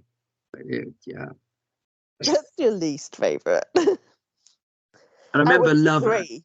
I totally. Well, the interesting thing, of course, is that I loved the first 2. Well, I loved the first 3. Those important parts of my growing ups. So I was a teenager when I watched this one. I was not quite that when I watched the second one, and definitely very young when I watched the first one. But yeah, I, as far as I was concerned, first watch, they were all tremendous. Pretty sure I was 5-starring or 5-atting them all the way with those three. Yes. Fantastic. It was like yesterday. It's ridiculous, isn't it? Yes. That was yeah, three was very different. And that's kind of it. I mean, time goes on and you think these things are gone, but Return of the Living Dead is still a kind of brand name. It's, you know, it's a marketable thing. So way down yonder, after a lot of abortive attempts to kind of bring it back, including, as we actually with the first Return of the Living Dead, Toby Hooper was initially attached to that as well. Toby Hooper was initially attached to early versions of what became Return of the Living Dead Necropolis. And along with Rave to the Grave, ended up being directed by Ellery Alcure, who I think, I'm pretty sure, I meant to double check this, but I'm pretty sure he's the director of Eight-Legged Freaks. He is, yeah. He is, okay. Which I remember looking forward to and finding a bit irritating at the cinema. CGI giant spiders, yeah. I think it was more fun than this, though. Well, yes, I would dare say that having your own toenails ripped out one by one by a Nazi would be more fun. Yeah, I mean, these, oh, Jesus Christ. Yeah. So, Necropolis, Sarah. Yeah. Take it away. Okay, thanks. Yeah, no, we're not going to dwell on these too much because they are kind of just afterthoughts, really. They, to me, it feels like they're just kind of trying to revive the franchise. You know, just try and put the name in the title to kind of generate some interest. Potentially, it has very little to do with the original movies. Although 4 is supposed to be set 10 years after 3, I found out. Okay. And it basically just involves the trioxin. The trioxin has, they changed its name as well. So it was 2,4,5 trioxin in all the other movies. And then in Necropolis, they just literally changed it to trioxin 5. I was like, so you even changed the name and it even sounds shit. Couldn't even keep the same name of the trioxin. How hard is it? But no, apparently now it's turned up in Chernobyl. So kind of scientists from a pharmaceutical company called Hybritech goes to Chernobyl with these dodgy Russian guys to try and buy these barrels off them. The gas kind of escapes. The 2 Russian guys get turned into zombies. So the American guy runs off with the barrels without paying for them. So he basically just kind of steals them, takes them back to America. He's like the head kind of mad scientist there, but he's also a guardian to 2 kids who've lost their parents in a traffic accident. It's probably the worst kind of on-screen family relationship you've ever seen. It's not there at all. You just don't even know how they can kind of associate with each other. But it's kind of an older guy and his younger brother, still at school, discovers that his uncle's doing tests with this Chernobyl gas to bring back the dead. One of his friends ends up being taken there instead of to hospital. So they all go off together and kind of try and rescue their friend and release all the zombies. And it's all very floppy haired and dull and just a bit tragic, really. The zombies are good though. That's my take on the whole thing in a nutshell. The zombies are pretty cool. Yeah, it's pretty poop, isn't it? Yeah, they kind of haven't gone too nuts on the whole CGI thing, so they just do still have quite a lot of like practical effects with the zombies, which looks really cool. But there's no Tarman, no, not a single Tarman in it at all. How can you have a Return of the Living Dead movie without Tarman? Yeah. The annoying thing is Peter Coyote is it? Well, he's kind of in the next he's one awful briefly. in it. Yeah, he's a in good both actor, of them. but he's terrible. Oh, he's awful in this. Absolutely awful. Absolutely nothing to go by, I suppose, really. Nothing to play with, nothing to work on. No, just can't turn up, do some talking and go home again. Yeah, it's just But the characters are dull. there's no funny elements to it. They're just a bunch of like floppy haired teenagers that kind of mope around. One of them's nerdy, one of them's cool, one of them's the token black guy, and then there's two kind of they're not like dumb blondes or anything. They're kind of more intelligent, but they don't have an awful lot of personality. You know, they thought about it more with the originals. And these guys just didn't carry it along. The main guy, John Keefe, that plays Julian, I just can't stand. I think he's awful. Yeah. It's all very dry, and there's nothing. It's no great gore gags or anything. No, but there is zombies with Gatling guns attached to them at the end. And one with a big, like, circular saw on her hand, which is kind of cool. But they don't really go into too much detail, and they get killed very quickly. Yeah. But whereas your kind of earlier Return of the Living Dead movies didn't really use guns and stuff like that, they kind of tried to use a little bit more inventive things and just people just being generally a little bit more human about it and kind of running away scared. In this movie, they kind of like throw a load of guns at a bunch of teenagers, and they obviously like realize straight away or early on that you do headshots, but then every time they're shooting zombies, they're just shooting them in the body, and it's just like, was this just pointless? Yeah. It's poop. It is poop. And yeah, then they go on to do Rave to the Grave, which was that a year or so later?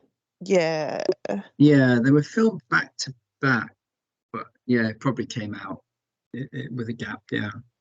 And same director, pretty much most of the same cast. They killed off a few people from the cast, but then stayed with the original main characters in a slightly different setting. They're still at school. I mean, they look like they're about 20, but they're still at school. So, you know. And then this time they kind of, I think there's like a big Halloween party going on. Julian's uncle dies, which is probably one of the most ridiculous ways of starting a movie. So he basically told his uncle has died by being given a piece of paper by his teacher. And who the fuck does that? That doesn't happen. Just to let you know, you're an orphan. You're an orphan now. And I suppose because the relationship didn't seem all that great in Necropolis, the fact that he doesn't really seem to give a shit in 5 kind of makes sense, I guess.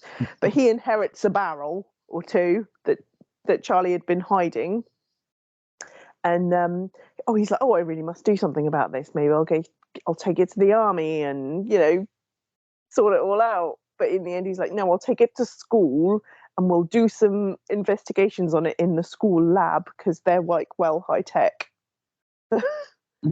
But his friends basically decide to use the gas from the barrel to make a drug for the party without realizing what was in the barrel. I don't know how they didn't notice, but eventually, like halfway through the movie, the barrel manages to open itself and a Tarman escapes. So there is a Tarman in Rave to the Grave, and he is actually pretty cool. I think he's quite funny. He doesn't do anything. He stands on a road holding a sign to go to the rave, pretty much, but he looks cool. He's like the kind of original Tarman, but that's probably the only good thing about it. Basically, the drug turns people into zombies, and they go around eating each other's brains at the party. The end. It is that bad. But yeah, that kind of tributes in name rather than anything else. Hopefully, I definitely can't say I have a favourite out of the two. They're both as bad as each other. Yeah. Well, I went back. What were your notes on them? Yeah, because I couldn't bear to watch them again. I just looked at my notes. Yeah, so I've got. Well, I actually said this is previous flashback me. It talked about, I thought Rave to the Grave was slightly better than Necropolis. I said, blah blah, Necropolis. Peter Coyote grinning and gurning his way through. but still the most entertaining thing of otherwise really boring. Send more security guards is a quote I put down. Oh yes, absolutely. Yeah, no, that was quite a good Back. little tribute to the original for sure. I forgot about that bit. Disappointingly dry zombie SWAT team massacre. So I guess, Yes. yeah, I don't remember that. I had to look at my old notes. Played like a TV movie, low on gore, piss weak zombies. Although for Return of the Dead Raid to the Grave, I did say, so it kills off, I must just read this, kills off grimacing Peter Coyote in the first few minutes. Trioxin falls into the hands of his teenage nephew. You've done this bit of the circulation of Zed, the hallucinogenic kind of drug thing. Chaos at the film's old man's version of a teenage party. Rocket launcher wielding Russian bad guys. Oh Tarman God, yeah, they're horrible. They're awful. works a lot harder than its predecessor with plenty of splashy gore explosions, some inventive deaths, guitar decapitation, zombie lab rat named Mr. Stinky, Oh yes. character named Coach Savini, Hmm. livelier than part four. So yeah, it was kind of like damning with faint praise, could have been much worse, I think, from the looks of that. But yeah, no one ever talks about 4 or 5. No one in their right mind would, you know, have them on Rate them there. higher than the originals. Yeah, that's it, isn't it? I mean, and that's it for the friend. I mean, I'm assuming at some stage, like with all of these things, the name will come back. I mean, if they did a remake of April Fool's Day, which we touched on last time, then I'm Yeah. sure there'll be some kind of Return of the Living Dead thing Oh God, I hope coming not. back, or a direct remake of the first one. No. Um, it's going to happen, I guess, because this is, it eats itself, doesn't it? This stuff. They've certainly done Night, Dawn, and Day of the Dead to death. Day of the Dead, especially with sequels and unofficial Yeah. things. Um, but yeah, it's a shame that those two are so not even, well, they are terrible, but just kind of quite boring. Which how can Mm. you, at any budget level, how can you make a really boring Return of the Living Dead movie? How is it possible?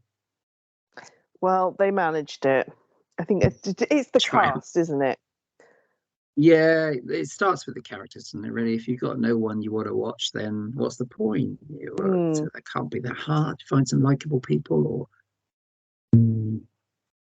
I just don't know. They should have brought Tom Matthews and James Cameron back. Haven't we done this before? Yes, yeah, See, because I I think would have James preferred Cameron, that. he lived to an old age. I think he was definitely still around in 2005. Okay, so he could have done. I think he died relatively recently. Tom Matthews, I think he does conventions. He would have been up for a job, right? Yeah. Minimum wage.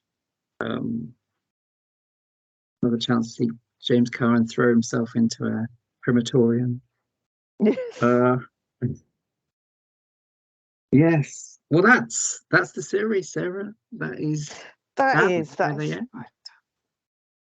Yeah. But yeah, I mean, I kind of hope there isn't any more. Just leave as is and just keep rewatching the original. Yeah. That's it, isn't it? Just reach a point where you wish they wouldn't make any more. I was like that with Hellraiser, and because that just went on and on and on, Mm. and the later ones were just terrible. And they did the recent one, which was okay. I mean, it was quite good actually. I mean, it seemed better than it was, I think, because it followed some really bad ones. But still, you're like, Mm. well, what's the point though? You know, what exactly? And why is it 2 hours as well? Why? Why is Henry Cavill turning up as Superman? And Oh God, yeah, no. why is everything grey? That's the thing. I can't think of any actors that are around now that would do it justice. That would be good in the role or Yeah, any no, role involved yeah, with Return of the Living Dead. To be fair, I can't think of anyone I would think would be suitable nowadays. yeah. There isn't, is there really? That's the tricky Mm. thing, I think. We had plenty to go around back in the Yeah. day. Back in the day. Yeah. God, But, it'll probably come back as a Netflix series or something, yeah, drawn out to probably. 10 1-hour episodes. The whole hour devoted to the backstory of Tom Matthews' boring girlfriend. And then in episode 10, the No. zombies happen. Yay, Tarman's there. Tedious. They could just do like a backstory of Tarman. We could have a Tarman series. That would be cool. Spin-off. Yes. Yep, Tarman. Yeah, that would be okay with that. Oh, Tarman. We've been trying to watch the From Dusk Till Dawn TV series. They weren't even at the club. With, like, I don't know. I watched it for a few episodes. They hadn't yet got to the point where you realise they're all vampires. Oh God. What? Oh God, yeah, that's stringing it out. Stringing it out. Yeah. Deary me. It's a shocker. Anyway. Well, that was a good trawl through the archives. Yay. And the happy memory. I mean, there's some cracking stuff in there. That's it for the Return of the Living Dead series. Do definitely revisit the first three, but leave for the sure. 4 and 5. For sure. And if you love your zombie movies and you love like Slayer-esque type music, listen to Semel Paramedics if you haven't already. Check them out on YouTube. Yes. Spotify, yes, anything you can get your hands on. You'll love it. It's perfect. Biggest tribute there could be, really, and ongoing tribute to a single line from the first movie. Who'd have thought it? How long was there? When did they emerge, Sarah? When were they formed? 2001. Wow. Okay. Yes. Yeah. Okay. So the movie then was still, well, it wasn't particularly old, was it? I suppose not. It was, yeah, definitely still popular with the cool kids. Yeah. Us cool kids. It did stick around. It's one of those most memorable ones, I think, from that period, and that extends to the other stuff like the artwork and the soundtrack, especially. Yeah. Cool. Well, yeah, that's it for the Return of the Living Dead franchise. Next week, something completely different, Sarah. Totally different. Next week? Indeed, something. Next week, I'll be doing the shopping. Next month, though. Next month, something totally different, because we are a monthly podcast. The weekly one, of course, is that soft porn one that we do every Thursday, and we're up to Emmanuel in space. Join us next Thursday for that. But on the Horror Screams podcast, which does not, of course, involve Emmanuel, something completely different and something more recent, so all the cool kids will know about this as well, which we'll be looking at the horror films of Jordan Peele. Yes. Young man about town that he is, cheeky rascal. We'll be looking at the 3 films he directed in particular, because, of course, he co-wrote the very good Candyman remake, amongst other things. But we'll be looking and dissecting Get Out, Us, and Nope. 3 very different horror-ish films. Should be, yes, interesting films, actually, all of them. Yeah, psychological as well as weird and freaky. Yeah, really cool, really relevant. Very much films of our time. Trumpian for Get Out and Us is yes. Well, we shan't spoil things, but yes, we're talking about those trio films in the podcast that will emerge at the end of May 2023. But yeah, until then, Sarah, I guess that's it. I mean, that's all we've got time for. Yep. Enough chat about zombies, I guess, and I suppose we'll go back to something freaky with the Jordan Peele stuff, and we'll talk about Evil Dead Rise as well. Good God, yes. Evil Dead Rise. Yes, we shall be back. That'll have been out for a while by then, so I think it'll be safe to talk about that as well. So yes, it'll be good stuff. Everyone will know already about the zombie raccoons and everything. Yeah. Okie dokie. Excellent. Oh yeah, thanks for listening. And until the Jordan Peele special, this is good night from Sarah. It is. Good night. And good night from me. Thanks everybody. Bye for now.